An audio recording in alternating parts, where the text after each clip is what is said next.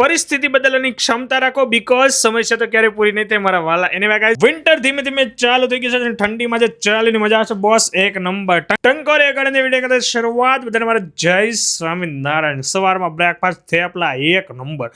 થેપલા ખાઈને ઓફિસ તરફ નીકળી ગયેલા કામ કરવા માટે. ઓફિસનું કામ સ્ટાર્ટ કરી ગયા હતા. વલસાડથી કોલ આવેલો, ઉમેશ આવી ગયા હતા વલસાડથી, તો 2 ઘડીની 2 મુલાકાત કરી લીધી જબરદસ્ત. હવે અમે જલ્દી ત્યાં જઈશું. ઘરે આવીને તો મસ્ત અડદની દાળ ને બાજરાનો રોટલો આપણું થઈ ગયું. મસ્ત ભોજન લીધું ને પછી આયન્સભાઈના ઘોડિયાનો પાઇપ તૂટી ગયેલો હતો. પાઇપ લઈને હું આવી ગયેલો હતો અને ફિટ કરી દેવાનો છે. એક પાઇપ તોડ નાખવા, બીજો હવે કેટલા તૂટશે એ જોવાનું છે. આયન્સે મને શૂઝ આપ્યા અને હું પહેરીને હવે જઈ રહ્યો છું એક પ્રસંગમાં. તો ભાઈને નીચે મૂકી પહોંચી ગયા શ્રીમદ સંસ્કારમાં. આપણે આવી ગયા હતા વિશાલભાઈને ત્યાં, એમનું ભાવ ભર્યું આમંત્રણ. તો હું ને રાહુલભાઈ આવી ગયા હતા. સતીશભાઈને કોલ લગાયા જા રહા અને ખૂબ ખૂબ અભિનંદન પાઠવા. જલ્દી શરણાઈ વાગશે. હું તો જમીને વહેલો નવરો થઈ ગયો છે. ઘરે પહોંચ્યો તો જે ભોજનની તૈયારી ચાલી રહી હતી અને ભાઈને પછી જમાડી એકદમ સ્પીડમાં ભાઈ ચકાચક હોમવર્ક કર્યું. ભાઈ મજા પડી ગઈ. અને પછી ભાઈની સાથે બોલતી રેમાં. બોલ એને બહુ ગમે. પછી થોડી વાર અમે તારક મહેતા પણ જોઈ લીધું એઝ યુઝ્યુઅલ.